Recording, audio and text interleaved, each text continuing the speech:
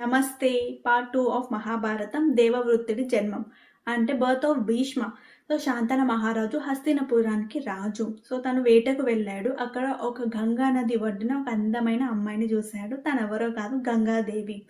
So ఎంతో అందంగా ఉంది, పెళ్లి చేసుకోవాలనుకుని అడిగాడు. తను వెంటనే ఒప్పుకుంది. కాకపోతే ఒక చిన్న షరతు పెట్టింది. నా గతం ఏంటో అడగకూడదు, నేను ఫ్యూచర్లో ఏం చేసినా క్వశ్చన్ చేయకూడదు.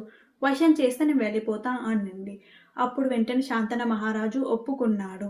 అండ్ వాళ్ళ పెళ్లి చేసుకున్నారు. వాళ్ళ కొన్ని రోజులకు సంతానం కూడా కలిగింది. ఆ సంతానంలో ఫస్ట్ పుట్టిన శిశువుని తీసుకెళ్ళి గంగా నదిలో వదిలేసింది.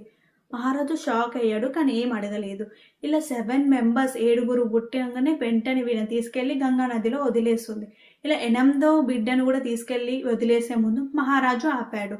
అప్పుడు గంగాదేవి అంది, మీరు మీ ప్రామిస్ని నిలబెట్టుకోలేదు, మీరు మీ వాగ్దానాన్ని నిలబెట్టుకోలేదు, నేను వెళ్ళిపోతున్నా అని చెప్పేసి వెళ్ళిపోతుంది.